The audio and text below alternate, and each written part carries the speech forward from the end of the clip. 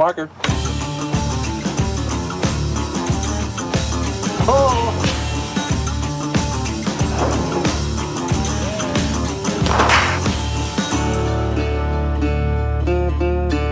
I was working on the final touches of Ted with my co-writers Alex Sulkin and Wellesley Wild, and we started talking about an angle on making a Western because we all thought it'd be fun to make a Western, and it seemed to have a lot of legs to it. Seth and Alec and Wellesley are such a great partnership. The thing that's great about them as creators is they're always pushing their boundaries. For them, it was, what's a tough genre that we can take on and try to beat?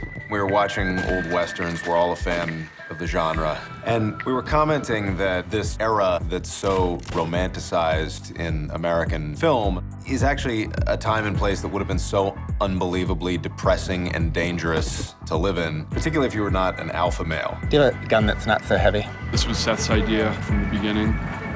How to just sort of stick a guy into a world where he just doesn't belong, you know, where everything's just terrible. He's just not suited for it. How the fuck do you make a fire? It's boring and it's dangerous, which is a bad combination. You know, there's really nothing to do, especially once the sun goes down, you're pretty much fucked. You can go out to your outhouse, but there's rattlesnakes, you're probably gonna get bitten and die. The movie really is about a million ways to die. There's really no upside of living in that place and time, and we liked the idea of looking at it through a contemporary lens. I was sent the script and I read it and I thought it was absolutely hilarious, but I wasn't sure if they were all in Western speak. A doll! I've never seen a doll! And then when I talked to Seth, he said the main protagonists in it are all speaking like they're modern people. Your dick's out. We consciously kept Seth's character a little more contemporary. Good Lord, Albert, you're such a cheapskate. Oh! Great, yeah, puns. Yeah, puns are the highest form of comedy. They actually are. They are, aren't they? God, I hate the 1800s. He's the commentator. He's the only anachronism really in the movie. These are all fuckers. It's bizarre seeing him in this role. I mean, I still can't get used to the fact that our little Seth is now running show business. Seth's father has incredibly potent and gifted sperm, and it mixed with his mother's gifted and potent egg and created a super genius named Seth McFarlane, who can do everything, and it makes us all crazy. He still really hasn't given me any direction. I'm kind of just flying by the seat of my pants. Just do that Steve Martin thing from The Jerk where you just, like, lick the side of her. No, he's amazing. The shooting out of the hand is like he's still toying with him. He's like wearing 7 hats, and he does it in a way that never feels like he's wearing 7 hats. Okay, cut. I mean, you're acting all day. Okay, cut. You're between takes, having to go back and rewatch that take. Cut. Go again. Plus, you're in pre-production for the next day's work. So I don't know. I'm guessing he's a crystal meth addict. I am a smuxnin and drunk. He's just so smart and so creative and doesn't miss anything and really kind of pushes everybody to be their best.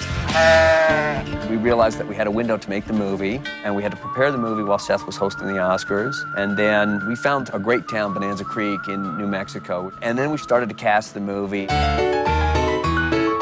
We weren't thinking this big at all. I mean, we had Sarah Silverman in mind, and we had Giovanni in mind. And then, yeah, people started sort of reading the script and getting interested. He sent me the script. I read the script. I had read the script. I got the script. It all goes back to the script. And it just became a snowball thing where people were just like, oh, I want to do comedy. So then we started getting these huge actors. Now we've got this great cast. It's amazing. Shut the fuck up. The combination of the script and Seth, for me, was a slam dunk. So I started begging instantly. She's insatiable. Until he satiates me. Then she's totally satiated. Charlize, from the first meeting I had with her, she got what this was. It's a very specific tone, and she just got it. It's like she was wired into my brain. What are you, an ant? We'll see. Come on. We'll see what happens with this. I feel like I really understood the character right from the beginning. You know, I know what it feels like to be married off when you're 9. I just didn't want to end up like one of those 15-year-old spinsters, you know? We get to do scenes. I get to attempt to make love to her. I get to smack around a bit because I'm a nasty guy. Oh. Oh my God. You just snorted snot. Liam is okay.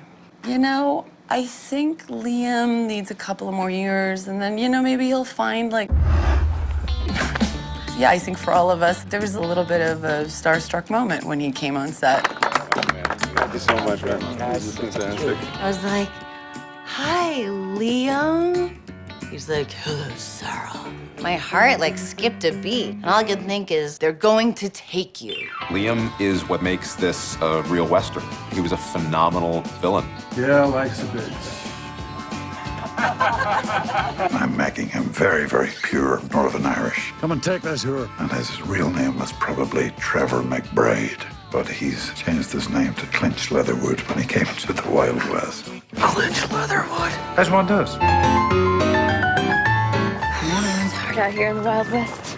Amanda, again, is a great example of somebody who is perfectly cast, and so you don't even have to worry. I have that skirt. Oh, you do? I wore it to the fair like 2 years ago.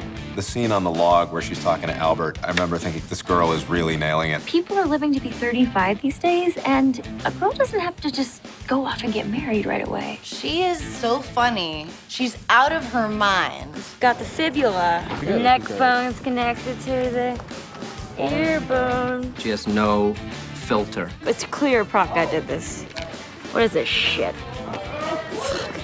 While she's fantastic and I love her to death, I will never ever send her a drunken photo of myself That's so awesome. because I've seen a lot of ones that people have sent her.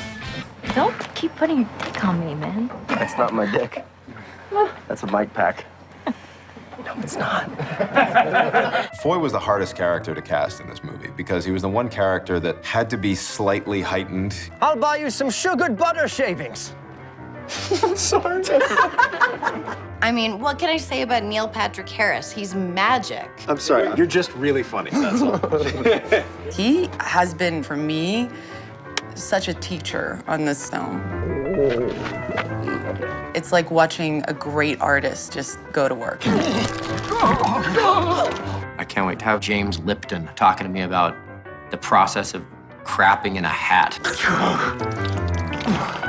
Still bleeding. Too far? Too far. Giovanni and Sarah, that was just a dynamic that you just knew was gonna work from the second that we wrote this script. I get to do all my scenes with Giovanni, and I don't even know how to put into words. I want to eat his face. Like, he's so adorable. You want to just mush him. He apologizes for no reason. It's just his go-to. Sorry. Easy now. Sorry. He is almost like a tick, a sorry tick. Did that suck? Sorry. Maybe that isn't really him. Maybe he's just like really in character and I only know him from this movie. And then the next time I see him, maybe he's playing a gangster and he'll be like, the fuck? Edward, we are not having sex. Sorry. Ruth, let's fuck! Coming. Ruth was essentially written with Sarah Silverman in mind. You shit that dirty cowboy cum all over my face! You know, she's a pleaser, which is a nice quality. This is universal quality. Action. You're talking about premarital relations. Oh? Sarah, she plays it in the funniest way. I mean, it's so entertaining to watch. I could watch a movie of her and Giovanni together just doing that. I'm really fucking horny right now. Let's go in the shade and fuck. It's such a great, totally eclectic, weird group of people. It's just casting that works. If you have the right people, you can just let them do their thing. And as a director, you don't really have to do much other than let them trust their instincts. Nut butter? Now you're making me laugh. What am I doing? Ready? Shit. Hey, when it's right, huh? To do a Western and to have it be a comedy is a huge undertaking, but we had a great time. You gave me the right amount, right? Like, you don't have to eat it. A period comedy, particularly a Western comedy, is one of the hardest things to do. And we're really proud of this movie. Yeah, action.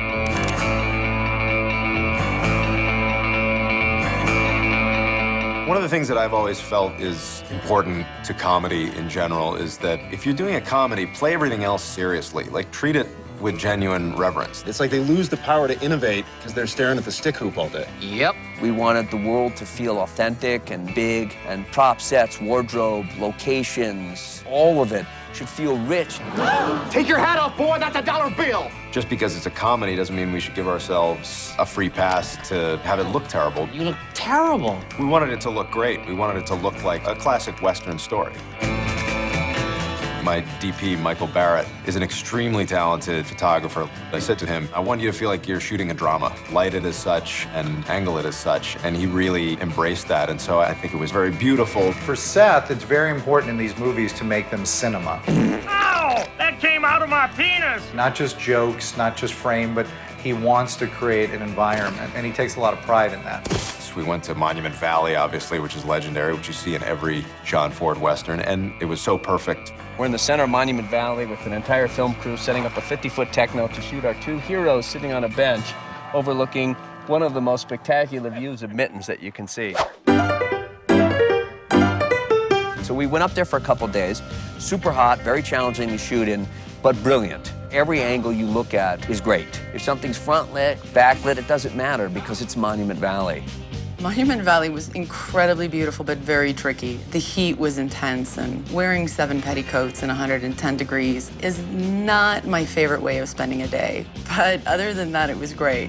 Spectacular backdrop, the real authentic thing. I mean, this is here. You know, we're not on a green screen stage doing this with plates. We're all over the beautiful southwest of this country. There's a beauty to this movie, there's a choreography to it. So we went to all those locations. We went to Jemez Pueblo, which is gorgeous. You take on right east and hole up here in Old Stump. Old Stump is, you know, it's your shit hometown that you desperately wanted to get out of throughout your entire youth. But, you know, it's like Modesto. That's an obscure reference, but I hear Modesto is not very nice. What's amazing about the set design and the production design is we're actually right now in Beverly Hills, California. We're actually in Santa Fe, New Mexico, in the middle of nowhere. We set most of our film at this single ranch under the idea that we'd be generally in one location. They've been making movies here since the 50s, and everybody's put their stamp on it. They used to shoot the show Bonanza here, right? Which is, I think, is an incredible historical thing, maybe, I don't know. It weirdly, when we went there, was very applicable to what we needed, right? We had Albert's farm, we had the town, we had the barn dance, and it was just great luck that 80% of our locations were there. We expanded the town. At each end of the town, we've placed structures and planted trees and built a church on the hill. What we liked about it was the general texture of it when we came in, because it felt like Old Stump. This is the Old Stump. That's the druggists. I know a lot of people that spend a lot of time in there. The general store. This is a techno crane here. The 304. A big part of our movie takes place in the saloon brothel. It's a place where people drink, whore, and die. Not necessarily in that order. This is Doe Charpers. And we have Doc Harper's here. Or Doc Harper.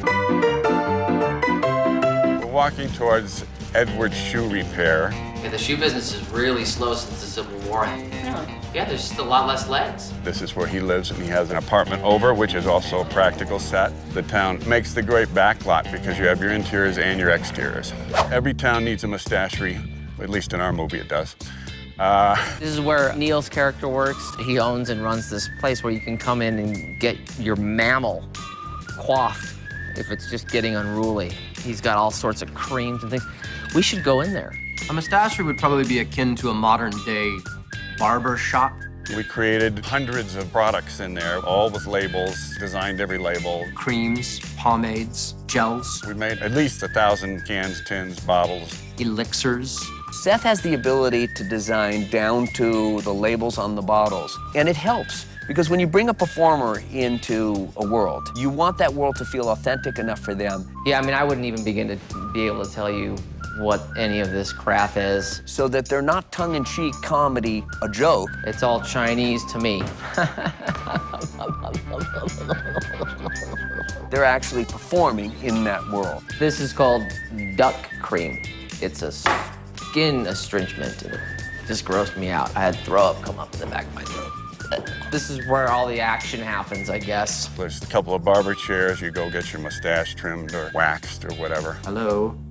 Hello. Yeah, they have all the different styles of mustaches, I guess. I mean, I don't know, Neil would probably be someone who's better to tell you about all this stuff because he did unadulterated amounts of research. It's a class divide. It's clearly to show who has the liquid income to purchase the liquid accoutrement for something as nonsensical as facial hair. I would have the Imperial. But when you look back at old pictures from that day, people had the craziest effing mustaches you've ever seen. The chevron, the handlebar, the pencil.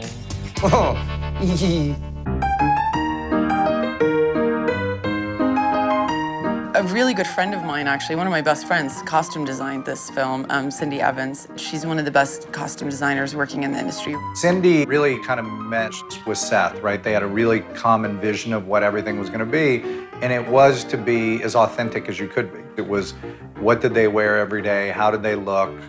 How do you differentiate the looks? The costumes are amazing. You know, down to like, I didn't know they wore these like webbed fingerless gloves. This takes place in the 1880s, but there's a lot of 1980s feel.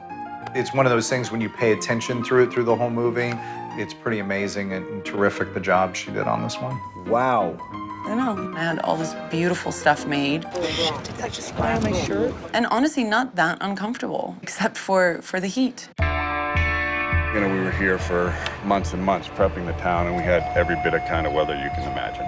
We set about to kind of make this authentic Western out in the elements. What we didn't realize is New Mexico has real elements. Oh yeah, the weather's crazy here. It's like the Bermuda Triangle of weather.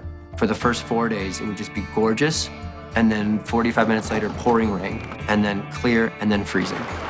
When we got here, it was really cold. Now it's really hot. But, you know, that's all part of it. Most beautiful places on the planet are really like that because of the extremity. You know, it's hold it cloud, hold it wind, hold it swimmer bees, hold it pestilence. We've been putting up tents, they've been blowing down. We've been putting up this, they've been blowing down. We had hail yesterday. We're getting hail, the wind, and rain. We're getting hit hard. We can shoot through it, though. We can shoot through it. We've got these falling right now. Pretty fantastic. Yeah, living here in Santa Fe, it's so beautiful, it's so fun. At least the wind's blowing. The dust is the worst. It's like terrible for everyone. It's terrible for the poor extras who are out there. 1 second, God, let the wind die down a little bit. It's like getting hit in the face with a pancake of dust. The wind comes from the south, sometimes 20, 30, 40 miles an hour. 40-mile-an-hour howling winds. 40 mile per hour. 50-mile-an-hour. 60 miles an hour. 70, 80 miles an hour. 1,500 miles. Per hour gusts of nothing but dust. It's like really nasty. Then you can't film anything because dust in the background ruins the shot. And then if you turn around and then it's not dusty, then it doesn't match. So they've had a lot to deal with on this movie. But at the end of the day, comedy prevails. And you don't need a lot of wind when you're shitting in a hat. It's definitely, I wouldn't say it's horrible, but it's just an adjustment. Just another day in New Mexico, man. And this is not a complaint. But when you blow your nose, it's just all dirt and blood, which personally, I get an odd satisfaction from. I find myself blowing my nose constantly because I just want to see it. But I'm a ear, nose, and throat doctor. I think all of that in the moment can be frustrating, but at the end of the day, I think really lends itself to the story. So I can't imagine us making this movie anywhere else. There we go. That's the movie. Oh, get down there. Although Seth might have a different answer to that. Is this wind a problem? The tone of this score is intentionally a throwback to some of the real classic scores of classic westerns. Seth McFarlane is a huge soundtrack fan. He knows them all. And so he said, I don't want anything contemporary. And I love that music, so that was great to hear. Working with Seth, who is a fine musician, in a sense it was like composing for a composer. Hey, Joel, as long as we're doing this, maybe we ditch the strings there. Okay. Because he's got ears that, unlike any director I've ever worked for. So it was marvelously challenging. We worked on themes together, and he gave me ideas, and we collaborated, and down to even changing harmonies or melodies, he had ideas, and they were all really good ideas. Yeah, that works. The great thing about working with Seth is he knows exactly what he wants. So it makes my job easy in a way because I show him a picture and he says yes or no. So I think what you have is something that appears visually to be very legit, and to me that only helps the comedy.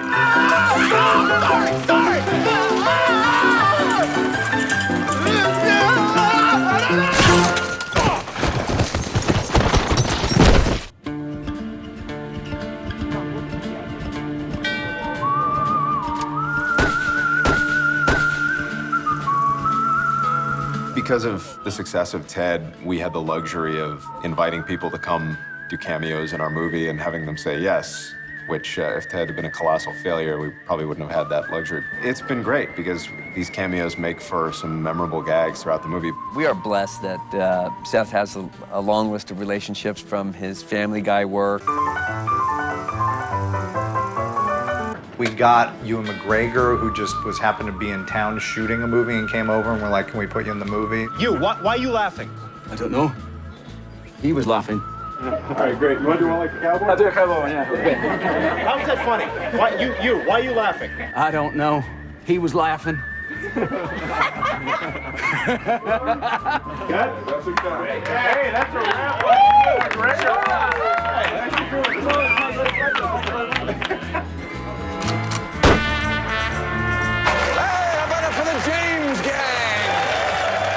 Bill Maher is a close friend, and I just liked the idea of this old-time master of ceremonies being played by him in the same way that he gets out on stage on his HBO show and does his opening monologue. All right, hey, it's great to be back here in Old Stump. I remember when this place was a one-horse town, and now look at you. Your horse is dead. Which is one of many things that modernizes this world. You know, what's a way to modernize an old-time barn dance barker? Well, you have Bill Maher do it and do some jokes. Okay, they're giving me the lantern. Enjoy the bison, and I hope you're enjoying your drinks as much as my horse enjoyed making them for you.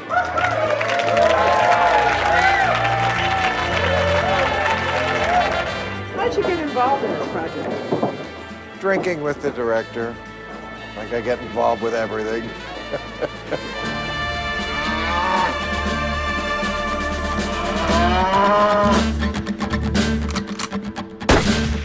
Yeah, that's the crazy thing about Seth. He knows everyone in the Hollywood industry, apparently, which is remarkable because he makes fun of most of them. So you'd think that they wouldn't want anything to do with him. But in turn, they're lovely. Hi, you schmucks!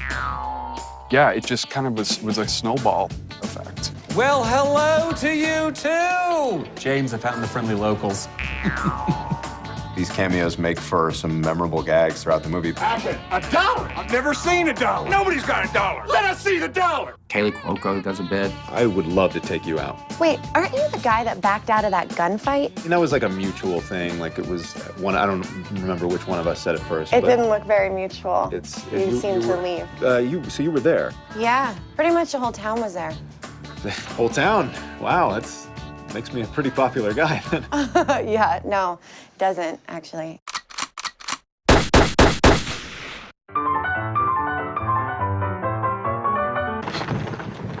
People died to fail.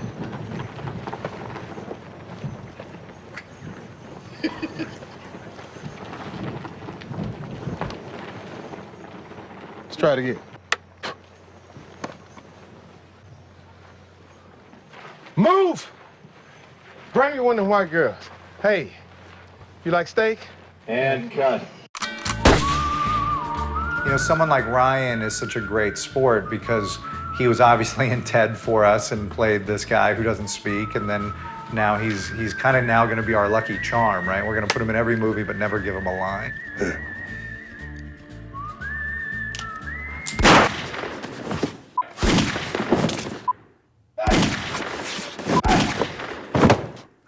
Is there any version where I rat one of these guys out? Like, you know?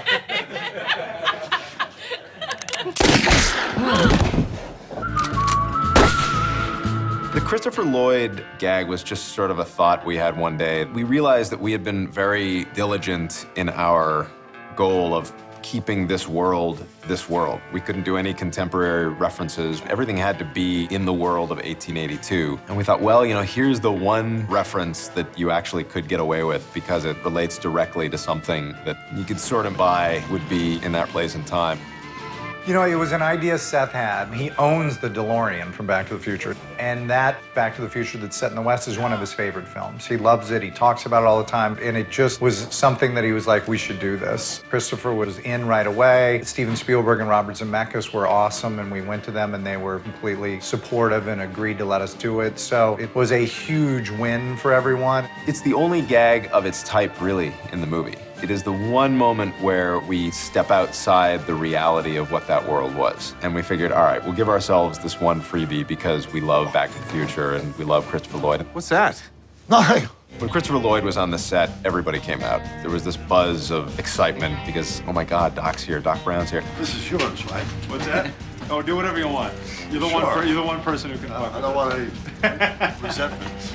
To kind of be back in that, to see Doc Brown again, to see that car, it's like seeing an old buddy from your childhood where you're like, oh my God, it's so great to see you again. Action. Hello? Oh, hello. What's that? A weather experiment. Let's do one more and then we're good. The 12-year-old in every one of us kind of came out that night. It was as if we had some form of royalty visiting the set, and everybody must have a picture with Chris. Thank you for coming out. He was great. He was just an affable, kind, pleasant guy who really loved being there. And the other thing that was nice to hear is we were told that he loves that character. And that's refreshing to me because oftentimes you see actors who are identified with iconic characters and all they want to do is distance themselves. He has embraced that character and loves it as much as we do. So that was one of the most fun days on set during the production of the movie. Great Scott!